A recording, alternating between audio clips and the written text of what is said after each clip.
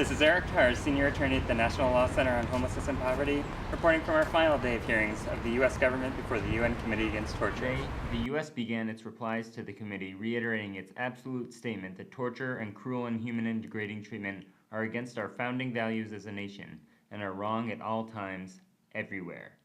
However, the delegation's testimony belied that statement.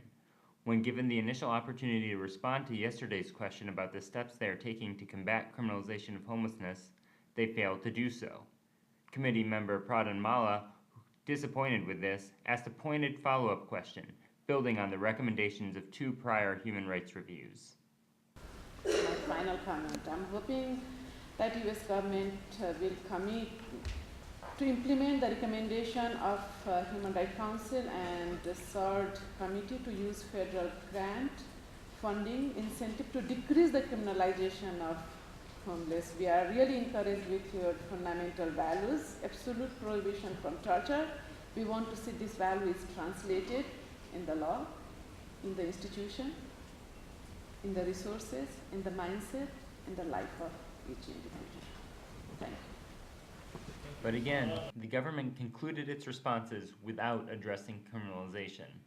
If torture and cruel and inhuman degrading treatment are truly wrong at all times everywhere, why is it that Honolulu welcomes people to come and rest on its beaches, but when homeless people attempt to sit or lie down, they are harassed?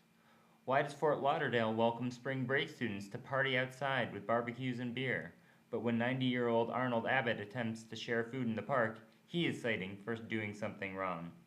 Next month, the Law Center will put out its updated criminalization advocacy manual to help advocates make the case in city councils and in court against these kinds of ordinances. The government's testimony addressed many other issues, from detainees at Guantanamo to detainees on the border to sexual violence within the military. When they addressed the lack of taser guidelines, the youth from We Charge Genocide in Chicago, some of whom have lost family to taser misuse, stood in silent protest. When the committee addressed Mike Brown and Ferguson, on the other hand, his family remained stoic. The Law Center will continue to work on holding the government accountable for ensuring the human rights of all Americans, including those without homes. On December 10th, Human Rights Day, we will publish our annual Human Right to Housing Report Card, documenting the status of the human right to housing in the U.S. That same day, in conjunction with the Human Rights at Home campaign, we will put out a report on using human rights standards and federal advocacy to help others continue to build the movement for human rights at home. Also, we will return to Geneva next May to hold the U.S. accountable through the Universal Periodic Review.